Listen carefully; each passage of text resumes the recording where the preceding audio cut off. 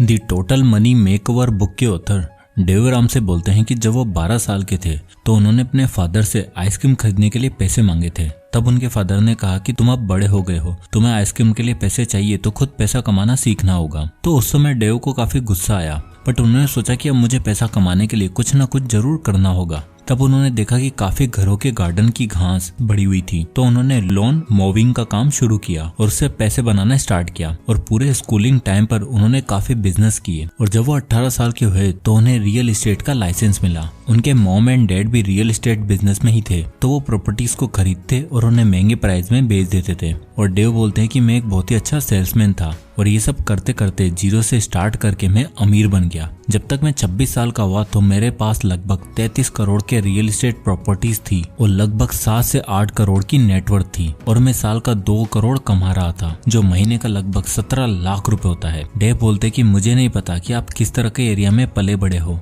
But मैं जिस neighbourhood में पला बड़ा था वो रिच था। हर जगह अमीर ही अमीर लोग रहते थे, लाइफ बहुत सही थी। जब भी आपके पास पैसा होता है तो आप उन पैसों से अपनी फेवरेट कार खरीदना चाहते हो, और मैंने जो अपने पैसों से कार खरीदी थी वो थी जैगवार। मैं और मेरी वाइफ ने सोचा कि रिच लोग कैसे रहते हैं और हम भी वैसे रहेंगे, तो हमें पता चला कि रिच लोग मजे करने के लिए हुआई जाते हैं, तो हम भी वेकेशन पर हुआई में चले गए। बट ये सक्सेस ज्यादा दिन तक नहीं चली। उन्होंने जिस बैंक से लोन ले रखा था उस बैंक को एक बड़े बैंक ने एक्वायर कर लिया था और उन्हें नोटिस आया कि अगले 90 दिनों के अंदर $2 मिलियन का डेट उन्हें पे करना है, और डेव ऐसा नहीं कर पाए, इसलिए उन्होंने बैंकरप्सी फाइल करी और वो कंगाल हो गए। वो बोलते हैं कि मिलियनियर बनने के बाद और इतना सब कुछ होने के बाद भी मैं सही से पैसों को नहीं समझ पाया और ब्रोक हो गया। फिर डेव की लाइफ में कुछ ऐसा होने लगा जिससे कि एक टाइम पर कंगाल होने के बाद भी आज उनकी नेटवर्थ लगभग $200 मिलियन हो चुकी है। डेव बोलते हैं कि मैंने मेरी लाइफ में ये 5 मनी के रूल्स को सीखा और उन्हें फॉलो किया, जिसने मेरी बर्बाद होती हुई लाइफ को वापस से ट्रैक पर ला दिया।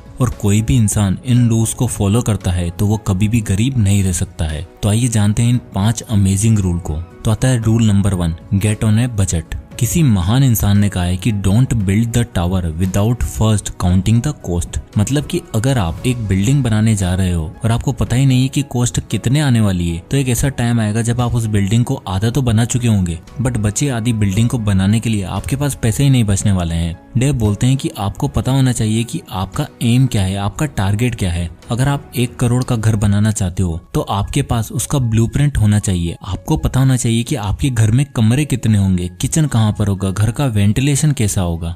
और अगर आपको ये सब नहीं पता है और ऐसे ही आप अपना घर बनाने लग जाओगे तो आपको उसका नतीजा पता ही है कि क्या होने वाला है। उसी तरह आपको हर महीने के स्टार्ट में पता होना चाहिए कि आपके महीने का 1-1 रुपया कहाँ पर खर्च होने वाला है। हर चीज आपके पेपर पर लिखी होनी चाहिए। और डेव बोलते हैं कि अगर आप बीज बोओगे तो पौधा उगेगा, और अगर आप कोई भी बीज नहीं बोते हो तो आपको हैरान नहीं होना चाहिए कि कुछ भी उगने नहीं वाला है। तो जैसा आप एक्ट करो वैसा ही आपको फल मिलने वाला है। Rule number 2, save and invest. Dave Ramsey बोलते हैं कि ग्रैंडमा ने कहा है save for the rainy day, यानी कि हमें पहली चीज जिसके लिए सेव करनी है वो है रेनी डे। और ऐसा क्यों कहा है? क्योंकि एक ना एक दिन बरसात होने वाली है। अब यहाँ पर डेव का रेन से मतलब है इमरजेंसी। एक रिपोर्ट बताती है कि अगले 10 सालों में आप में से 78% लोगों के साथ कोई ना कोई नेगेटिव इवेंट होने वाला है या कोई ना कोई इमरजेंसी आने वाली है। किसी की जॉब जा सकती है, आपकी कार का अनएक्सपेक्टेड खर्चा आ सकता है, या फिर आपका घर का कोई बड़ा खर्चा होने वाला है, जैसे कोई मेडिकल इमरजेंसी। तो कुछ ना कुछ जरूर होने वाला है। और देखो दोस्तों, मुसीबत बोलकर नहीं आती, किसी के साथ भी कभी भी कोई भी दुर्घटना हो सकती है। अब मान लो कि आप घर के सोल अर्नर हो, यानी कि घर में केवल आप ही पैसा कमाने वाले हो। अब खुदा ना खासा अचानक आपकी डेथ हो जाती है, तो ऐसी सिचुएशन में आपकी फैमिली की हालत क्या होने वाली है, उनका गुजारा कैसे निकलेगा।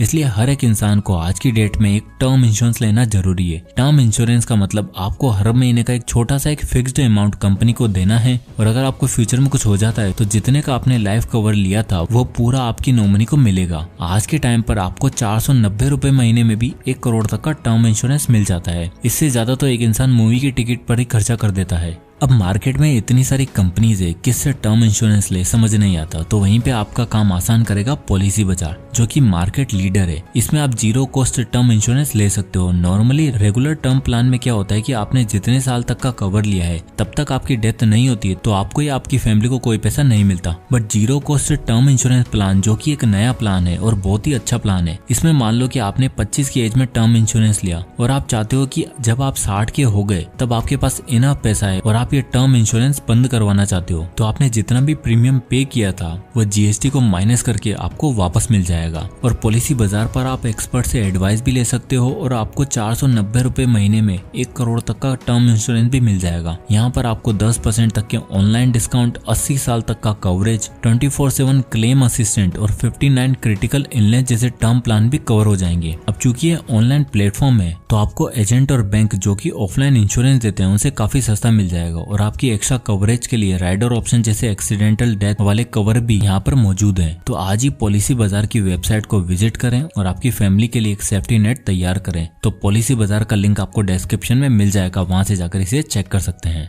अब दूसरी चीज जिसके लिए आपको सेव करना है वो है पे कैश फॉर द थिंग्स। जब आप चीजों को कैश में बाय करते हो तो इसका मतलब आपके पास प्लान है, आपके पास ऑलरेडी बजट है इन पैसों को कैसे खर्च करना है। और इसका मतलब यह है कि आपके ऊपर कोई डेट नहीं है क्योंकि आपने कैश में पे किया है। और सबसे अच्छी बात कैश में पे करने की ये होती है कि आप उस चीज के ओनर होते हो, आपने पे किया और आपने उस चीज को खरीद लिया। अगर आप लोन लेकर उस चीज को बाय करते हो तो आपको उसकी इंस्टॉलमेंट पे करते करते इतने फ्रस्ट्रेट हो जाते हो कि जब तक उसकी सारी इंस्टॉलमेंट खत्म होती है तब तक आपको उस चीज से नफरत होने लग जाती है क्योंकि उसकी किस्तें भरते भरते आप परेशान हो जाते हो। और नेक्स्ट थिंग जिसके लिए आप सेव करते हो वो है लॉन्ग टर्म इन्वेस्टमेंट, क्योंकि आप चाहते हो आपके बच्चों की स्टडी अच्छे से हो, आप उन्हें अच्छे अच्छे कॉलेज में भेज सको और चैन से रिटायर हो सको। क्योंकि कोई भी लाइफ में ब्रोक रिटायर नहीं होना चाहता, कोई भी नहीं चाहता कि जब वो रिटायर हो तो उसके पास पैसे नहीं हो। अब चाहे आपका गोल 40 की एज में रिटायर होने का हो या फिर 60 की एज में, आप चाहते हो जब भी आप रिटायर हो तब आप करोड़पति हो, ना कि ब्रोक। अब आता है rule number 3, get out of debt. Dave Ramsey बोलते हैं कि the borrower is a slave of the lender, यानी कि जो पैसा उधार लेता है वो पैसा देने वाले का गुलाम बनकर रह जाता है। वो बोलते हैं कि आपका वेल्थ बढ़ाने का सबसे बड़ा टूल क्या है, वो है आपकी इनकम। एक स्टडी के अनुसार अमेरिका में महीने का एवरेज कार पेमेंट लगभग 50,000 रुपए है, यानी कि एक इंसान हर महीने लगभग 50,000 रुपए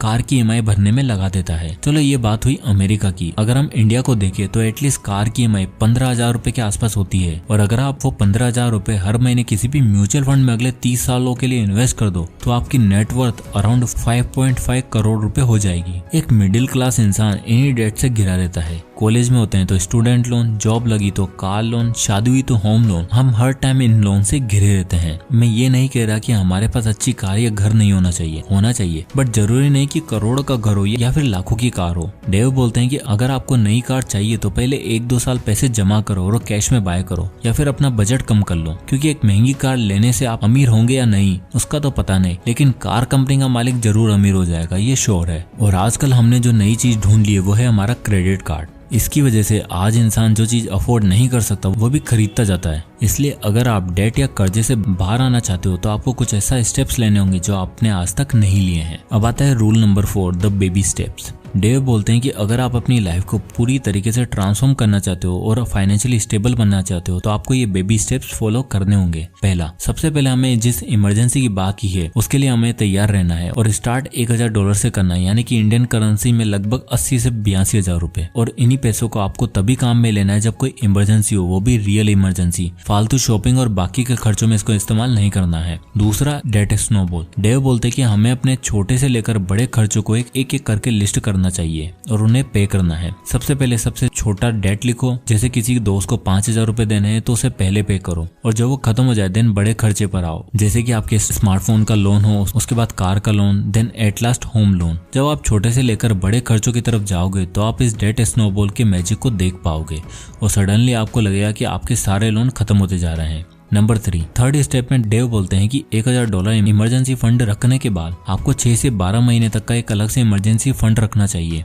जो अनएक्सपेक्टेड इवेंट में आपको हेल्प करने वाला है। मान लो कि आपकी जॉब चली गई या आपका एक्सीडेंट हो गया तो अगले कुछ महीनों तक आपके पास काम नहीं होगा, तो फिर आप पैसा कैसे कमा पाओगे। और ये इमरजेंसी फंड उस टाइम पर अगले कुछ महीनों तक आपकी और आपकी फैमिली को हेल्प करेगा। Number 4, save for the retirement. और जब आपके पास इमरजेंसी फंड होगा, आपके ऊपर कोई भी लोन नहीं होगा, तब जो चीज आपके वॉलेट में होगी वो होगा सेव किया हुआ पैसा। और उन सेव किए हुए पैसों को आपको इन्वेस्ट करना है अपने रिटायरमेंट के लिए। अभी आप पर डिपेंड करता है कि आपको कब रिटायर होना है, उस अकॉर्डिंग आपको अपने पैसों को सेव करके इन्वेस्ट करते जाना है। यदि आपका गोल जल्दी रिटायर होने का है तो आपको ज्यादा से ज्यादा पैसा इन्वेस्ट करना है। तो अब आता है फाइनल रूल नंबर 5। डेव बोलते हैं कि अगर आप आज ऐसे रह रहे हो जैसे कोई भी नहीं रह रहा, तो कल आप ऐसे रहोगे जैसे कोई भी नहीं रह रहा होगा। मतलब कि आप हो सकता है अभी इंस्टाग्राम चेक करते हो, सोशल मीडिया पर लोगों को देखते हो कि लोग नई नई गाड़ियां ले रहे हैं, शॉपिंग कर रहे हैं, वेकेशन पर जा रहे हैं, और उनकी लाइफ को देखकर आपको भी लगता है कि यार मेरी लाइफ तो बिल्कुल बर्बाद है। बट आपको पता होना चाहिए कि आज आप जैसे जी रहे हो जैसे कोई भी नहीं जी रहा, तो कल आप ऐसे जी रहे होंगे जैसे कोई भी नहीं जी रहा होगा। तो अगर आप सही ढंग से ये पैसों के रूल को समझ जाओगे और उन्हें लाइफ में अप्लाई करने लग जाओगे, तो कुछ सालों बाद जब सारे लोग जो आज दिखावा कर रहे हैं वो बुरी तरीके से डेट में फंस जाएंगे, मनी के इश्यूज होंगे और वो लोग अपने पैसों को लेकर परेशान होंगे, तब आप एक ऐसी सुकून सी लाइफ जी रहे होंगे जो कोई भी नहीं जी रहा होगा। इसलिए दूसरों से अपने आप को कंपेयर करना बंद करो और मेहनत करो।